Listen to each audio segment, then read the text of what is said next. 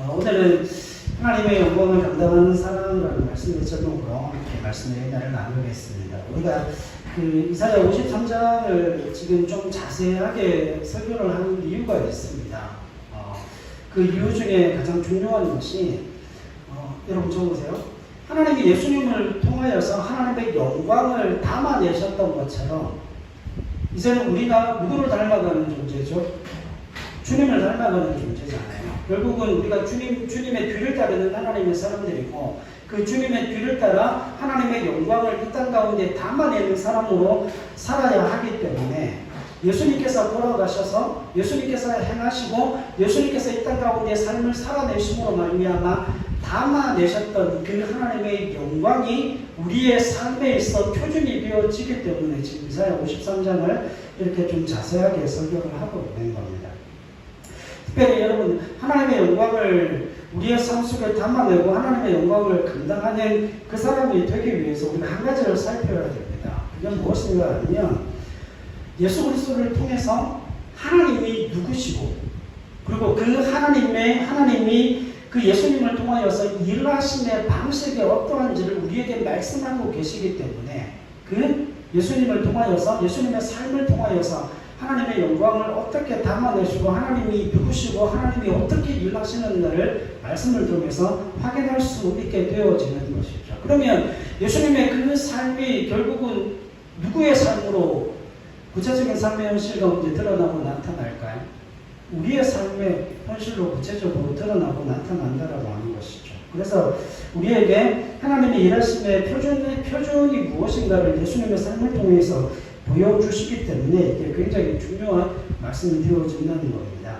그래서 이사야 53장에 등장하는 하나님의 종의 모습, 메시아의 모습은 예수 그리스도에게서 실현되고 구체화되고 완성되어집니다. 그렇기 때문에 우리 성도들의 신앙생활의 표준이 되는 그 부분에 있어서 오늘 본문의 말씀을 통하여서 책임이라고 하는 그 부분을 좀 살펴보려고 그래요. 자, 여러분 좀 보세요. 우리가 책임이라고 하면 우리가 그 오해를 좀 하고 있는 부분이 있어요.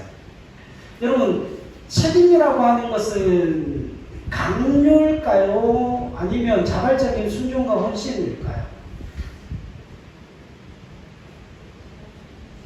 어떤 의미에서 보면 이 책임이라고 하는 부분에 있어서 우리가 어떤 직분을 가지고 우리가 어떤 무엇인가를 얻었기 때문에 그 얻은 것으로 말미암아 그것을 행해야 한다라고 하는 그런 입장에서 보면 책임이라는 부분을 강요로 이해하시는 분들이 굉장히 많아요. 근데 오늘 본문의 말씀을 살펴보면 예수님께서 그 하나님의 뜻을 이루시고 그 십자가를 지실 때에 하나님이 예수님한테 물으시고 예수님이 흔쾌히 그 하나님의 제안을 받아들이심으로써 자신의 삶을 살아내시는 모습을 발견할 수 있게 됩니다. 그래서 오늘 이와 같은 사실을 통하여서 우리가 말씀한 세 구절을 찾아보게 될 텐데 그게 성경에 나오는 우리가 다 알고 있는 성경의 내용인데 그 성경의 내용들을 통하여서 우리의 삶 속에 하나님이 그 하나님의 자신의 영광을 어떻게 담아낼 것인지에 대해서 우리가 말씀을 통해서 좀 확인하는 그런 시간이 되었으면 좋겠습니다. 그럼 우리가 읽었던 53장 10절 말씀 한번 보세요. 같이 한번 읽읍시다. 시작. 여호와께서 그에게 상함을 받게 하시기를 원하사 질고를 당하게 하셨은즉 그의 영혼을 속한 제물로 드리기에 이르면 그가 씨를 보게 되며 그의 날은 길 것이요 또 그의 손으로 여호와께서 기뻐하시는 뜻을 성취하리로다. 아멘. 여러분 여호와께서 기뻐하시는 뜻이 성취된다고 했죠. 누구를 통해서 성취되어지는 거예요? 하나님의 종 메시아를 통해서 이 땅 가운데 그 하나님의 뜻이 성취되어지는데 여기에 굉장히 중요한 사실 한 가지를 확인해야 됩니다. 여러분 10절의 상반절 보세요. 여호와께서 그에게 상함 받게 하시기를 뭐 하셨다고요? 원하셨다. 그런데 그 뒤에 있는 말씀에 보면 질고를 당하게 하셨다. 자, 적으세요. 자, 하나님이 여호와께서 이 땅 가운데 보내신 그 메시아 하나님의 종을 통하여서 상함을 받게 하시기를 누가 원하신 거예요? 여호와 하나님이 원하시는 거예요. 그래서 하나님이 원하셨음을 통하여서 누가 질고를 받는 거죠? 예수님께서 질고를 받는다라고 우리가 생각하기 쉽습니다. 아니에요. 그렇게 생각하시면 오해입니다. 쉽게 예를 들면 이런 거예요. 우리가 자녀들에게 뭔가를 요구할 때에 야, 내가 아빠야, 너는 딸이야, 너는 아들이야, 내가 아빠로서 너한테 명령해, 야, 너 이거 해. 그거는 강요입니까? 강요입니까? 순종입니까? 그건 강요예요. 자, 그 아이에게 선택권이 있어요, 없어요? 명령하는 것.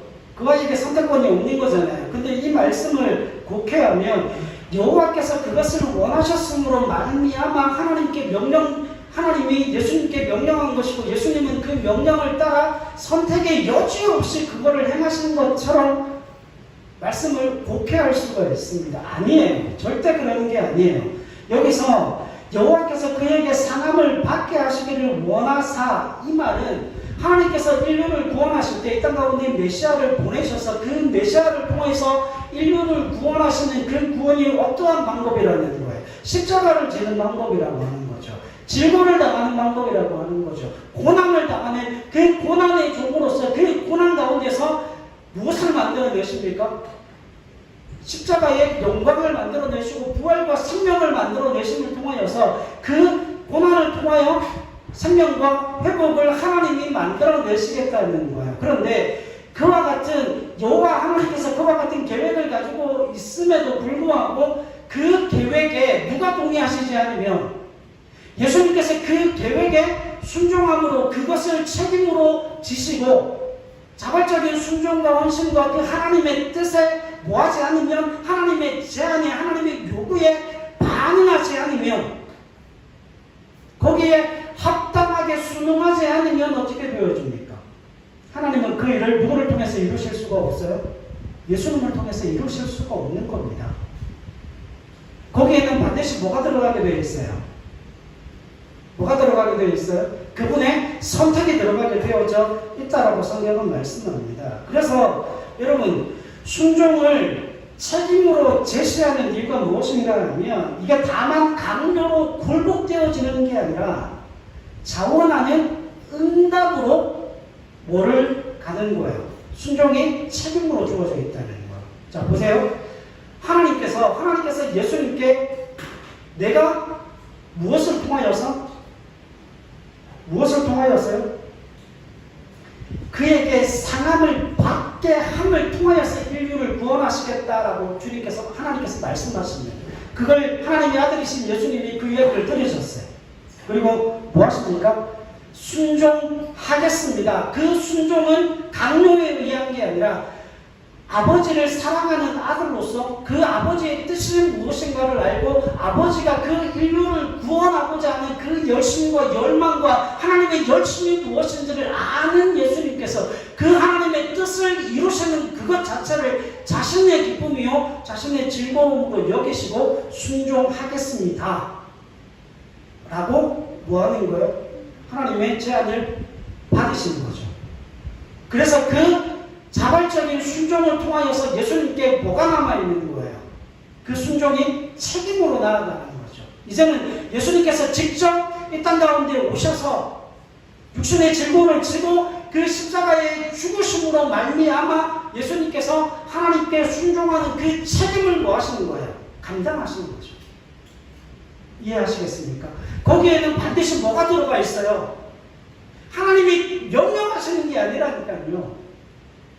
예수님에게 선택권이 없이 그냥 강요하고 굴복시킴으로 말미암아 십자가 져 고난당해 그것으로 나는 인류를 구원할 거야 그 이야기를 하시는 게 아니라 내가 정말 인류를 구원하기를 원하고 내가 정말 하나님의 형상을 닮은 그 인간의 그 인류의 그 무너져 있는 하나님의 형상을 그 10년 가운데서 다시금 회복하기를 원한다.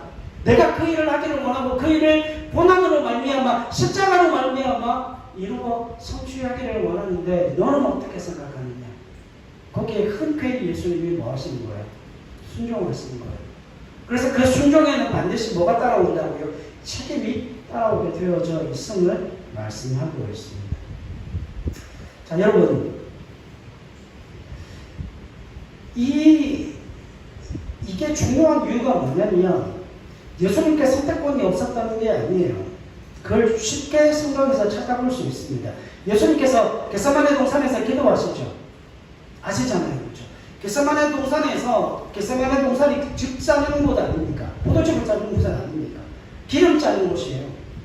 그렇게 열심히 모든 진액을 다 쏟아 놓으시면서 예수님 기도하셨잖아요. 그때 예수님의 고백이 뭐였죠? 아버지요, 할만하시거든. 이 잔을 내게서 뭐하게 하시라고요? 지나가게 하옵소서. 그러면 여러분, 다른 선택이 있을 수 있다는 거예요? 없다는 거예요? 다른 선택이 있을 수 있죠. 예수님께서 기도하실 때 할만하시건데 이 잔을 내게서 지나가게 해주실 수도 있는 거잖아요. 내가 그 잔을 마시지 않고 그 잔이 내 앞에서 그냥 지나가게 하실 수도 있잖아요. 다른 뭐가 있어요? 다른 선택이 있다라고 하는 거예요. 이해하시겠습니까? 자, 그런데 결론은 뭐로 나죠? 결론은 뭐로 나요? 내 원대로 마시옵고 누구의 뜻대로요? 아버지의 원대로 하옵소서. 그러면 여러분, 예수님의 원함이 있어요. 그 잔을 마시지 않고 그 잔을 그냥 내 앞에서 지나치게도 만들 수 있다는 거예요. 그런데 예수님께서는 그걸 선택하지 아니하시고 누구의 뜻에 따르기로? 그렇죠. 아버지의 뜻에 순종하기로. 그 아버지의 제안을 받아들이는 것을, 아버지의 제안을 수용하는 것으로 받아들이셨더라고요. 여러분, 이게 뭐라는 겁니까? 이게 순종이고 그게 책임이라고 하는 거예요. 여러분, 우리가 책임이라고 하는 것을 이야기할 때에 거기에는 그 어떤 선택권도 마치 주어지지 않는 것처럼 네가 어떤 직분을 가졌고 네가 오늘 지위에 올라갔기 때문에 그걸 해야 된다고 이야기를 해요. 천만의 말씀으로. 여러분, 그 직분을 가지고 그 지위에 올라갔다고 해서 다 그것을 행하는 것 아닙니다. 여기 학생들이 있지만 학생이라고 해서 다 공부해요? 학생이라고 다 공부하니? 아니잖아요. 여러분, 학생이라고 다 공부하는 게 아닙니다. 뭐를 받아들이는 아이들이? 자신이 학생이라고 하는 그 신분을 받아들이는 아이들이 뭐 하는 거예요? 학생으로서 나는 뭘 한다? 내가 선택해서 나는 학생으로서 내가 감당해야 될 그 공부들을 한다. 나는 그 공부한다. 그래서 하는 거잖아요. 여러분, 거기에는 뭐가 있을 수 없는 거예요. 거기에는 강요가 포함되어져 있지 않습니다. 근데 우리가 책임이라고 하는 부분을 자꾸 거기에 자꾸 얽어매고 있다라고 하는 거예요. 그래서 직분은 가졌지만 그 직분 때문에 어쩔 수 없이 행하는 그 일 가운데로 뭐가 없어요? 기쁨이 있을 수가 없습니다. 즐거움이 있을 수가 없습니다. 아이들이 기뻐하고 즐거워하고 자신이 정말 원하는 그 일을 할 때는 기쁘고 즐거울 수 있어요. 제가 그랬거든요. 여러분, 저는 영어, 수학, 과학 이런 거 정말 싫어요. 학교 다닐 때도 공부도 못했고. 근데 여러분, 저는 성경 시험을 치고 무조건 1등이었어요. 제가 신대원 들어갈 때도 그 신대원 들어갈 때는 꼭 그 성경 문제를 낼 때 대학 그 신학대학원 교수도 못 풀 문제들을 한 3-4문제를 냅니다. 변별을 해야 되니까. 변별력 때문에. 근데 제가 그 문제도 맞췄어요. 신대원 시험 칠 때 제가 성경이 100점인데 2개 틀렸거든요. 제가 그때 아마 탑을 했을 거예요. 근데 영어는 1번부터 50번까지 다 찍었어요. 아무리 공부해도 안 되는 게 있잖아요. 다 찍었어요. 저는 그래서 신학대학을 들어갔고 상담대학원에 들어갈 때도 그때 전체 수석 1등해서 들어갔거든요. 졸업은 못했지만 1등해서 들어갔어요. 왠지 아십니까? 성경시험을 치거든요. 성경시험을 치니까 그 성경시험 다 맞췄어요. 몇 점 맞았어요. 근데 다른 건 잘 못합니다. 왠지 아십니까? 제 관심이 거기에 있으니까. 제가 좋아하는 일이니까. 제가 그걸 기뻐하고 즐거워하는 일이니까 그 일에 대해서는 뭐 하는 거예요?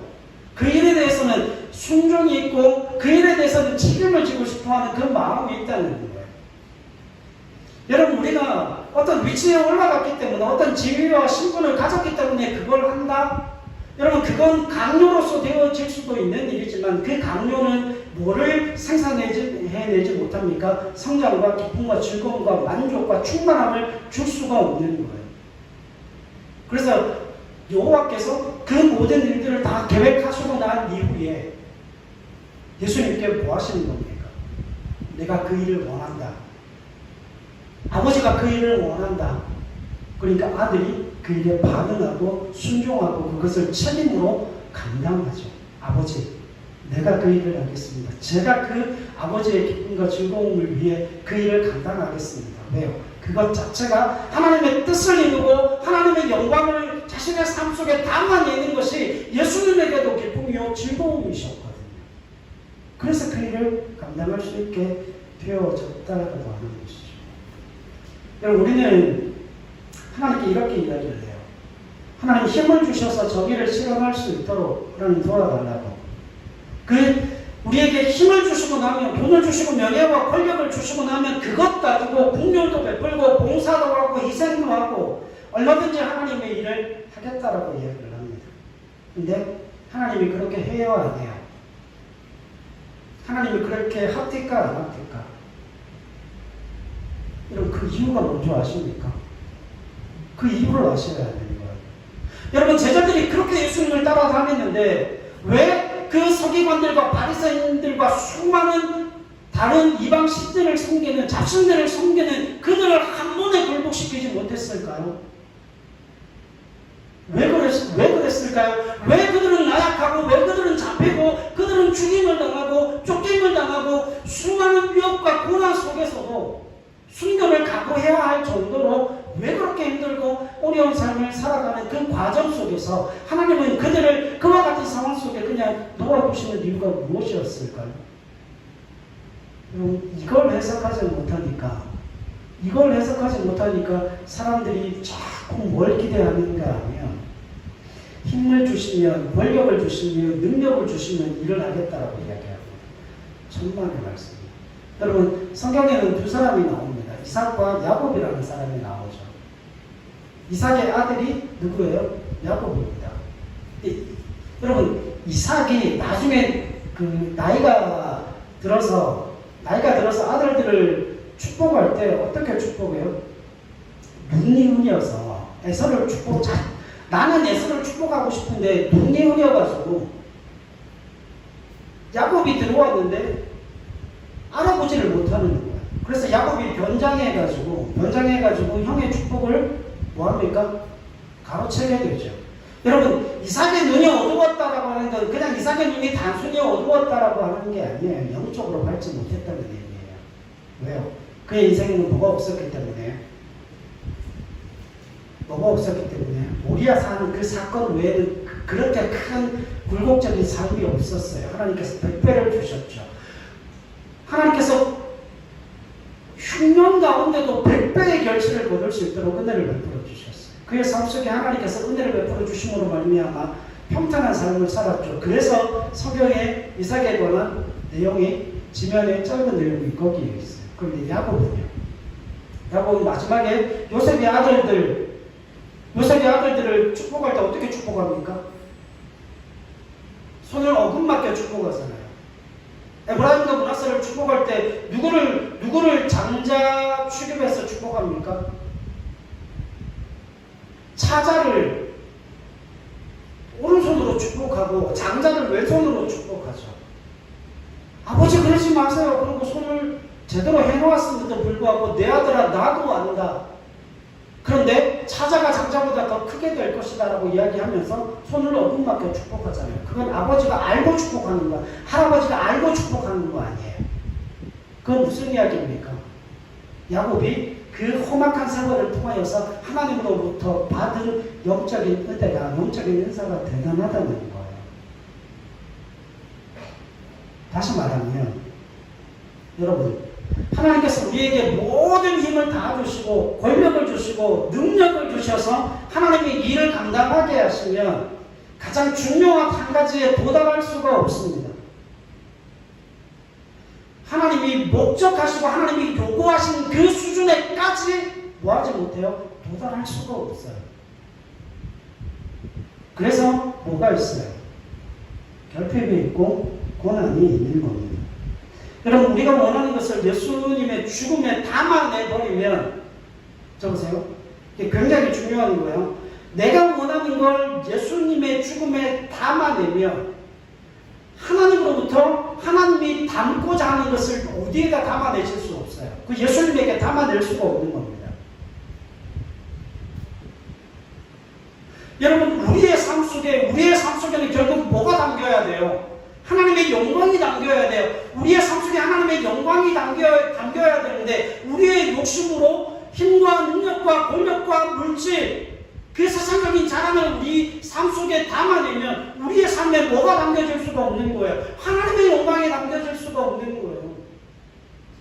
그 하나님의 영광을 담아내시기 위해서, 우리를 하나님께서 원하시는 수준에까지 이르러가게 하시기 위해서 예수님의 삶을 통해서 보여주셨잖아요. 예수님은 능력은 있으시되 뭐는 가지지 않았어요? 권력은 가지지 않으셨어요. 이해하십니까?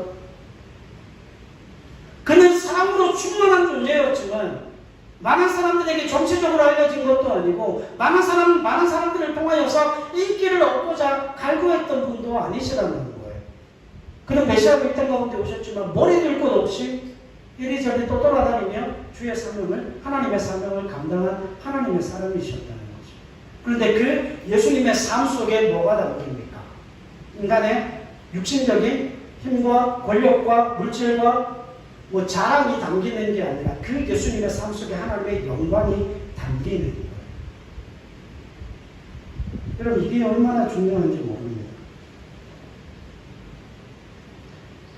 그래서 5장 7절로 9절 말씀에 보면 주님께서 심한 통곡과 눈물로 간구를 하셔야 하고 고난으로 순종을 배우셔야 했다라고 성경은 말씀해요.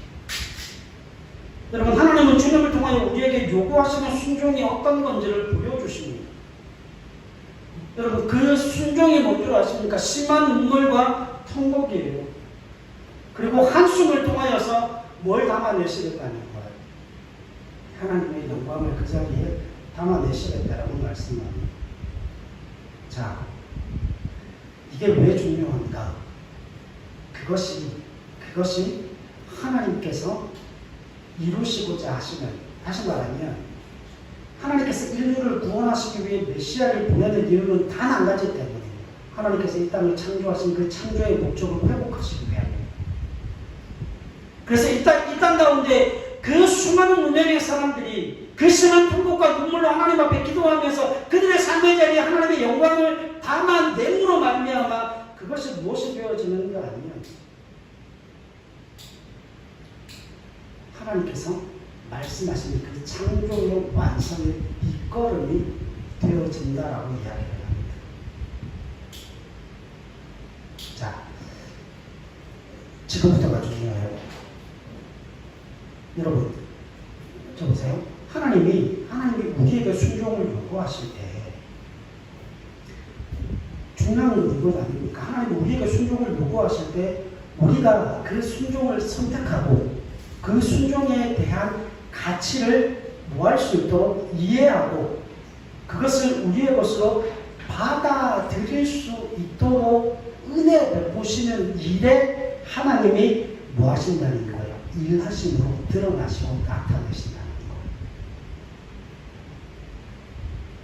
다시요.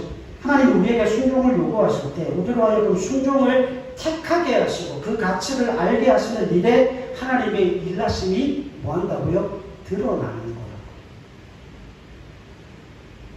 자, 이 내용과 책임을 어떻게 알게 하시고 만들어 가시는가 하면 오랜 시간에 걸쳐 항복하고 하나님의 뜻을 이해하고 납득하게 되어질 때 그 모든 일들이 하나님의 영광이 되어질 뿐만 아니라 우리의 자랑으로서 하나님의 영광을 우리의 삶에 담아낼 수 있다라고 하는 것. 이걸 좀 예를 들어서 설명해 보십시오. 여러분 우리가 누가복음 15장에 나오는 탕자의 비유에 보면 탕자가 아버지의 뜻을 저버리고 먼 타국으로 떠나게 되죠. 심지어는 그 아버지가 살아계실 때 재산을 달라고 하는 것, 아버지 빨리 죽으세요. 빨리 죽으셔서 유산 상속해 주시고 아버지는 돌아가셔도 됩니다. 그 이야기랑 똑같은 거거든요. 불효자죠. 그래서 결국 그 아버지의 재산, 아버지가 살아있음에도 아버지의 재산을 상속받아서 먼 타국으로 떠납니다. 성경은 이렇게 이야기해요. 그는 허랑방탕하며 모든 것을 탕진했다. 자, 이 이야기가 무슨 이야기인지 아십니까? 허랑방탕했다. 그 뜻이 뭔가 하면 이런 뜻이에요. 자기가 하고 싶은 대로 다 하며 살았다는 거예요. 자기가 하고 싶은 것을 하고 자기가 원하는 대로 살고 자기가 원하고 소망하고 기대하는 그 삶을 자기 자신의 욕심을 위해 그 삶을 살아보았다는 거예요. 모든 인간이 그렇게 살죠. 여러분 그런데 탕자가 왜 돌아옵니까? 탕자가 뭐 때문에 돌아오죠? 배가 고파서 돌아오잖아요. 그 아버지의 집에 회개해서 돌아오는 게 아니라 배가 고파서 돌아오게 됩니다. 여러분 이게 뭘 의미하는가 하면 탕자가 온 탑으로 가서 자기가 하고 싶은 대로 하고 살았죠. 여러분 탕자가 하고 싶은 대로 살았다는 건 무슨 의미예요? 돈을 더 많이 벌고 쾌락을 즐겨보고 자기가 원하는 무엇이든지 다 해보았지만 거기에 뭐가 없다는 거예요. 답이 없다라는 거예요. 근데 아버지의 집을 떠올리고 아버지의 집에는 뭐가 있어요? 종들도 배불리고 넉넉하게 살더라는 거죠. 그래서 이 세상에서 즐거움이 되고 이 세상에서 즐거움이 되고 행복이 되고 자랑이 될 만한 그 모든 일들을 다 해보았는데 거기에는 뭐가 없더라? 만족도 없고 충만함도 없고 답도 없더라. 그걸 깨달았다라고 하는 거죠. 그래서 여러분 이런 의미예요. 자기 마음대로 살아서는 만들 수 있는 그 어떤 답도 없더라는 겁니다. 그건 누구에게서도 발견돼요? 솔로몬에게서도 발견됩니다. 여러분 솔로몬이 얼마나 많은 부와 명예와 권력을 누렸습니까? 근데 그 수많은 부와 명예와 권력을 누렸음에도 불구하고 하나님 없는 그 삶을 자기가 원하는 대로 다 살아봤지만 거기에는 답이 없더라는 거예요. 기쁨도 없고 즐거움도 없고 만족도 없고 충만함도 없고 더군다나 그의 모든 삶 속에 하나님의 영광 자체로 담기지를 않더라는 거죠.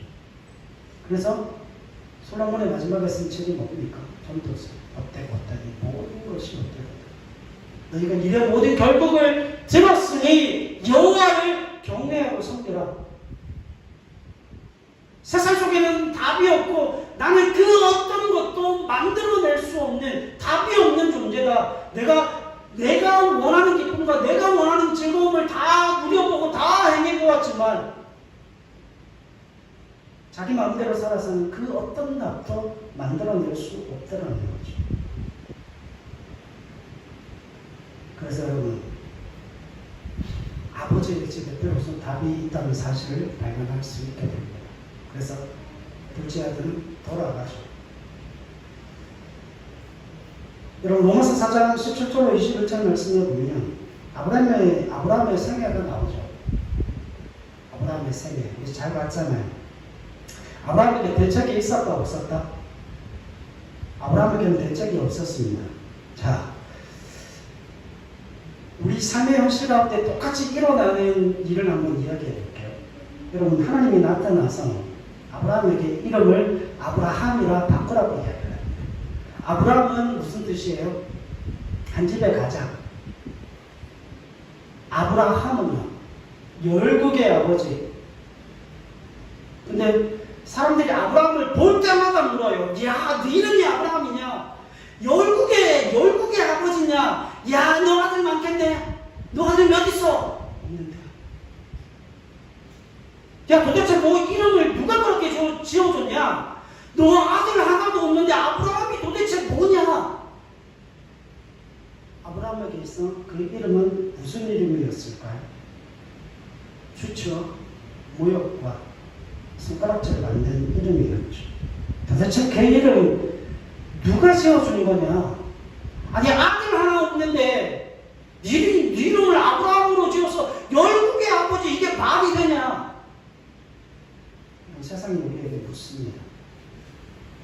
여러분들 주위에 있는 사람들이 여러분들에게 묻습니다. 야, 너 예수 믿냐? 응, 예수 믿지. 아니, 예수를 믿는데 왜 삶이 그 모양이냐? 왜 그렇게 못 먹고 못 마시고 왜 그렇게 가난하냐? 너는 예수 믿어 행복하냐? 응, 예수 믿어 행복한데. 근데 왜 그렇게 피죽도 못 먹고 그렇게 힘든 고난의 삶을 사냐? 이런 아브라함에게 있어 이런 거예요. 예수를 믿는 그 일 자체가 속상한 일이고 하나님은 답을 주시지 않잖아요. 하나님 답을 안 주셨잖아요. 25년 동안이나 답을 안 주셨잖아요. 그렇다고 세상이 답을 주는 것도 아님을 알고 있습니다. 오도 가도 못하는 상황이에요. 하나님을 믿자고 왔는데 하나님이 속 시원하게 뭐 하나 해결해 주시는 게 없어요. 그런데도 우리가 죽지 않고 불합리하고 답도 주어지지 않는 삶을 뭐합니까? 삽니다. 오해하지 마세요. 이게 하나님이 우리를 붙잡고 계시기 때문에 그래요. 하나님이 일하고 계신 결과이기 때문에 그렇습니다. 여러분, 누가 아브라함에게 아이를 줍니까? 아이를 아브라함에게 주는 주체는 누구예요? 하나님이십니다. 아브라함이 그 아이를 만드는 것이 아니라 하나님이 그 아이를 아브라함에게 안겨주셨어요. 결과적으로 보면 로마서 4장 17절 21절 말씀까지 뭐라고 이야기를 하는가 하면 이렇게 이야기를 해요. 아브라함은 믿음이 좋아서 자식이 없을 때에도 아브라함이라고 소리치고 다녔다. 왜요? 아브라함이 자신의 이름이었잖아요. 아들 하나 없을 때도 아브라함은 나는 열국의 아버지다. 나는 열국의 아버지다. 자신도 그렇게 소리치고 다녔을 뿐만 아니라 아브라함을 부르는 그 모든 사람도 저 사람은 열국의 아버지다. 저 사람은 열국의 아버지다. 아들 하나 없는데. 근데 그것이 무엇이라고 이야기합니까? 대책이 없어서가 아니라 믿음이 좋아서라고 이야기합니다. 믿음이 좋아서 바랄 수 없는 중에도 아브라함은 믿음을 끝까지 않고 늠름했다. 그렇게 이야기를 해요. 여러분, 이게 로마서가 아브라함이 살았을 때 기록되었습니까? 아브라함이 죽고 난 이후에 기록되었습니까? 아브라함의 그 믿음의 결국을 다 보고 난 사람들이 아브라함에 대해서 평가하고 아브라함에 대해서 기록하고 있는 거예요. 아브라함 당시에는 아브라함이 대책이 없었죠. 하나님 무엇 하나 속 시원하게 만들어주시는 것이 없었죠. 그러나 후대에 오고 온 그 모든 사람들이 아브라함을 믿음의 조상이라고 이야기하면서 아브라함이 뭐 했다라고 이야기를 합니까? 믿음이 좋아서 아브라함이라고 소리쳤고 믿음이 좋아서 바랄 수 없는 중에 바랬다라고 이야기를 하는 거예요. 여러분, 이게 우리도 그렇다는 겁니다. 여러분, 하나님이 지금 내 모습으로 나를 판단하시고 지금 내 모습으로 나를 평가하시는 게 아니에요. 우리가 지금의 실력으로 평가를 받지 않고 나중에 우리가 자발적인 항복과 고백과 기적과 그 영광의 삶으로 우리의 삶이 어떻게 되어진다는 거예요? 평가를 받게 되어진다는 거예요. 그러니까 여러분, 우리가 희망이 있어요. 거기에 뭐가 나타난다고요? 하나님의 일하심이 나타난다고 말씀입니다. 여러분, 아브라함을 통해서 보여주신 하나님의 일하심이 뭔 줄 아십니까? 기억하세요. 하나님이 이기신다는 거예요. 하나님이 일하신다는 거예요. 하나님이 채워주신다는 거예요. 여러분, 우리가 거룩한 성도로 부름을 받았다는 건 하나님, 나는 거룩하지 못합니다. 나는 부족합니다. 나는 연약합니다. 아니에요. 하나님이 그렇게 성도를 만들어 놓으실 거예요. 하나님은 그 사람의 그 모습 그대로 판단하시고 그 모습 그대로 평가하시지 않고 아브라함처럼 어떻게 해요? 아브라함의 모든 세계를 다 살고 난 이후에 아브라함의 그 연약함도 믿음이었음을, 아브라함의 그 부족함도, 아브라함의 그 결핍도, 아브라함의 그 불순종도 믿음인 것처럼 하나님이 그렇게 평가해 주신다라고 말씀합니다. 그래서 우리는 뭐 할 수 있는 거예요? 그래서 기다리고 견디고 인내할 수 있는 겁니다. 하나님의 일하심이 우리의 삶에 나타날 것이니 우리는 뭐 할 수 있는 거예요? 기다릴 수 있는 거예요. 그러니까 여러분 기다릴 수 있는 게 믿음이에요. 기다릴 수 있는 게 은혜예요. 기다릴 수 있는 게 하나님의 영광을 담아낼 수 있는 출생의 조건이라고 하는 거예요. 빌립보서 2장 5절 11절 잘 아시죠? 빌립보서 2장 5절 11절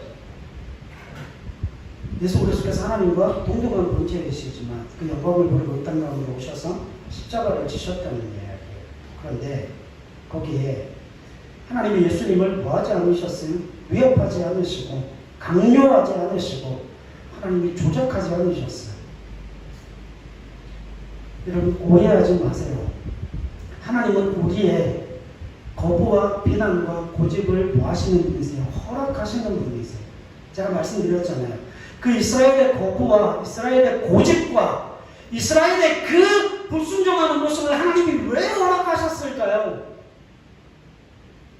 그 고집과 그 불순종과 그 고집불통인 그들의 삶을 통하여서 하나님이 뭘 만들어내실 수 있으니까 하나님의 선한 뜻을 이루어 가실 수 있으니까 하나님이 그런 분이시니까 그 모든 거부함도 불순종도 하나님이 받아내실 수 있는 분이시라고 하는 거예요. 여러분 기독교는 과거를 만회하는 것이 아니라 거기서 무엇을 배웠느냐가 중요한 거예요. 우리의 고집이 만든 것이 뭡니까? 원망과 불평이 만든 것이 뭐예요? 우리의 자랑이 만든 것이 무엇입니까? 아무것도 없더라는 거예요. 우리가 고집부리고 원망하고 우리가 자랑하고 우리가 불평했던 그 어떤 것으로도 아무것도 만들어낼 수가 없다는 거예요. 우리가 소망하고 우리가 기대하고 우리가 가졌던 그 모든 돈, 명예, 권력 그 모든 힘을 가지고 만들어낼 수 있는 게 아무것도 없더라는 거예요. 하나님 우리에게 말씀하시는 게 이겁니다. 우리가 원하는 것으로는 그 어떤 것도 만들어낼 수 없지만 하나님의 영광을 우리의 삶의 자리에 담아내고 우리의 삶에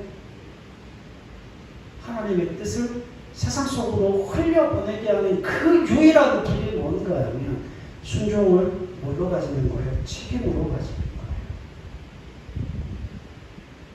여러분 하나님이 저와 여러분들에게 이렇게 말씀하십니다. 인간의 참된 영광을 함께 만들어내자라고 말씀하세요. 여러분 인간의 영광이 어디에 있을까요? 피조물의 영광이 어디에 있다고 생각하십니까? 피조물의 영광은 단 한 가지 방법으로밖에 드러나고 나타날 수 없습니다. 다른 방법은 없어요. 피조물의 가장 중요한 피조물을 통해서 나타날 수 있는 그 하나님의 영광은 이것밖에 없어요. 하나님의 뜻을 우리의 삶에 담아내는 것 외에는 없습니다. 그 하나님의 영광을 우리의 삶에 담아내기 위해서 하나님의 뜻에 순종하여 그것을 책임으로 감당하는 길 외에는 그것을 우리의 기쁨과 우리의 자랑과 우리의 즐거움으로 가지지 않는 이상 우리의 삶에 하나님의 영광을 담아낼 수 있는 방법은 없습니다.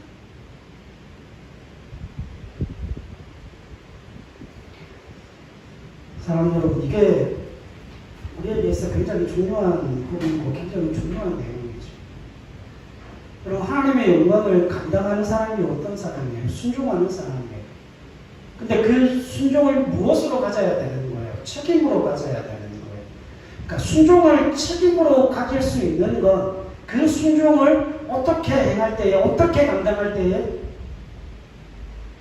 그 순종을 기꺼이 하나님의 뜻을 담아내는, 하나님의 뜻을 담아내기 위한 순종을 책임으로 가질 때에 그곳에 하나님의 영광이 드러나고 나타나는 겁니다. 여러분 하나님은 예수님께 그 십자가를 강요하신 게 아니에요.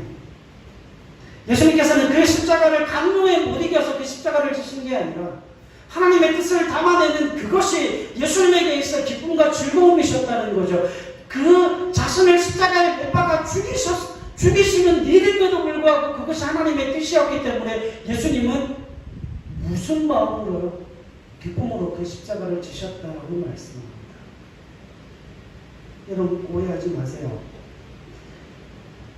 예수님의 말씀에 그 하나님의 뜻에 순종하고 그것을 책임으로 가지면 그것을 감당하는 하나님의 사람들에게 기쁨이 와요. 즐거움이 와요. 그것이 우리의 자랑이 되어지는 거예요.